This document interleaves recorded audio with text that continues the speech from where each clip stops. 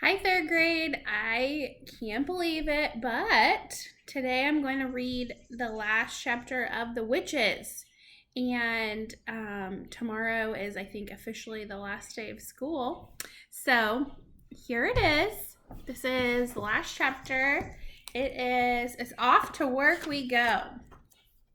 For supper that evening, my grandmother had a plain omelet and one slice of bread. I had a piece of that brown Norwegian's goat milk cheese, also known as, I have no idea how to say this. It's Gjetost. Just soats, which I have loved even when I was a boy. We ate in front of the fire, my grandmother in her armchair and me on the table with my cheese on a small plate. Grandmama, I said, now that we have done away with the Grand High Witch, will all the other witches in the world gradually disappear? I'm quite sure they won't, she answered. I stopped chewing and stared at her. But they must, I cried. Surely they must. I'm afraid not, she said.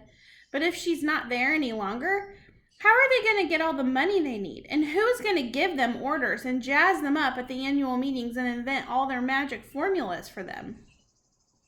When a queen bee dies, there's always another queen in the hive ready to take her place, my grandmother said. It's the same with witches. In the great headquarters where the Grand High Witch lives, there is always another Grand High Witch waiting in the wings to take over should anything happen. Oh no, I cried. That means everything we did was for nothing. Have I become a mouse for nothing at all? We have saved the children of England, she said. I don't call that nothing. I know, I cried, but that's not nearly good enough. I felt sure that all the witches of the world would slowly fade away after we got rid of their leader. Now you tell me that everything is going to just go on the same as before. Not exactly as before, my grandmother said. For instance, there are no longer any witches in England. That's quite a triumph, isn't it? But what about the rest of the world, I cried. What about America and France and Holland and Germany, and what about Norway? You must not think I have been sitting back and doing nothing these last few days, she said. I have been giving a great deal of thought and time to that particular problem. I was looking up at her face when she said this, and all at once I noticed that a little secret smile was beginning to spread slowly around her eyes and in the corners of her mouth. Why are you smiling, Grandmama? I asked her. I have some rather interesting news for you, she said. What news? Shall I tell you this right from the beginning? Yes, please, I said. I like good news. She finished her omelet and I had had enough of my cheese. She wiped her lips with a napkin and said, as soon as we arrived back in Norway, I picked up the telephone and made a call to England. Who's in England, Grandmama? To the chief of police in Bournemouth, my darling, and I told him I was the chief of police for the whole of Norway and that I was interested in the peculiar happenings that had taken place recently in the Hotel Magnificent. Now hang on a sec, Grandmama, I said. There's no way an English policeman is going to believe that you are the head of the Norwegian police. I'm very good at imitating a man's voice, she said. This book is old. And now a woman could be the head of police, and that just shows you, like, when this book was written, it would be expected it would be a man, but not anymore. Of course, he believed me. The policeman in Bournemouth was honored to get a call from the chief of police for the whole of Norway. So what did you ask him? I asked him for the name and address of the lady who had been living in room 454 in the Hotel Magnificent, the one who disappeared. You mean the Grand High Witch? I cried. Yes, my darling. And did he give it to you? Naturally, he gave it to me. One policeman will always help another policeman. By golly, you've got nerve, Grandmama. I wanted her address, my grandmother said. But did he know her address? He did indeed. They had found her passport in her room, and her address was in it, and it was also in the hotel register. Everyone who stays in a hotel has to put a name and address in the book. But surely the Grand High Witch wouldn't have put her real name and address in the register, I said.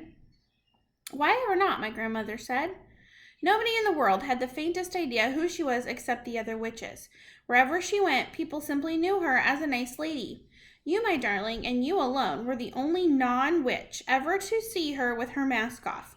Even in her home, in the village where she lived, people knew her as a kindly and very wealthy baroness who gave large sums of money to charity. I have checked up on that. I was getting excited now. And the address you got, Grandmama? That must have been the secret headquarters of the Grand High Witch. It still is, my grandmother said, and that will be where the new Grand High Witch is certain to be living at this very moment with her retinue of special assistant witches. Important rulers are always surrounded by a large retinue of assistants. Where is her headquarters, Grandmama? I cried. Tell me quick where it is. It is a castle, my grandmother said, and the fascinating thing is that in the castle will be all the names and addresses of all the witches in the world. How else could a Grand High Witch run her business? How else could she summon the witches of various countries to their annual meetings? Where is the castle, Grandmama? I cried impatiently. Which country? Tell me quick. Guess, she cried. Norway, I cried. Right first time, she answered. High up in the mountains above a small village. This was thrilling news. Yeah, but I can't help you until I'm done reading, okay? Okay, can you take my helmet off? Come here. Hurry up. Come closer. This was thrilling news. I did a little dance of excitement on the tabletop. Yes. My grandmother was getting pretty worked up herself, and now she heaved herself out of her chair and began pacing up and down the room, thumping the carpet with her stick.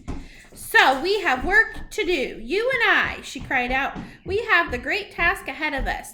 Thank heavens you are a mouse. A mouse can go anywhere. All I have to do is put you down somewhere near the Grand High Witch's castle, and you will very easily be able to get inside it and creep around, looking and listening to your heart's content.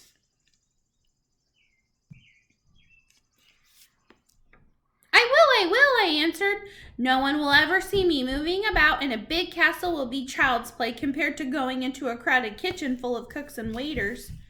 You could spend days in there if necessary, my grandmother cried.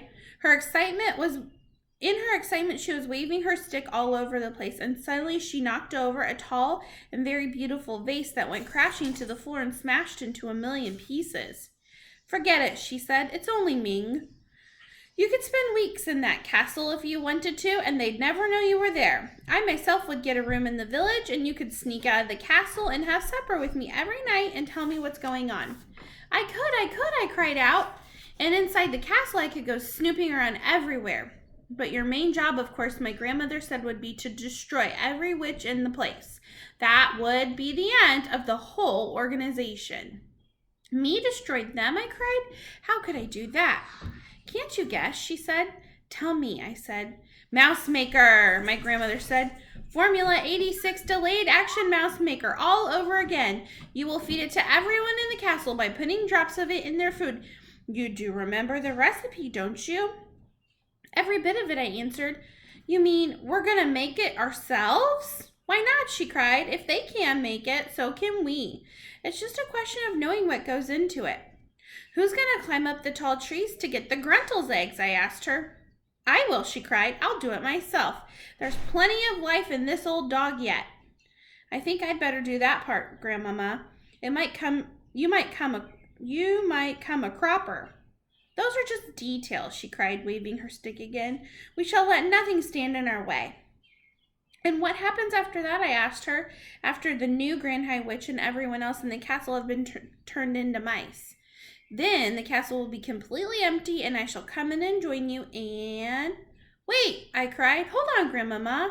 I've just had a nasty thought. What nasty thought, she said. When the mouse maker turned me into a mouse, I said, I didn't become just any old ordinary mouse that you can catch with mouse traps. I became a talking, thinking, intelligent mouse person who wouldn't go near a mouse trap. My grandmother stopped dead in her tracks. She already knew what was coming next. Therefore, I went on, if we use the mouse maker to turn the new Grand High Witch and all the other witches in the castle into mice, the whole place will be swarming with very clever, very nasty, very dangerous, talking, thinking mouse witches. They'll all be witches in mouse clothing. And that I added could be very horrible indeed. All right, I'm going to stop and restart my video so it's not too long.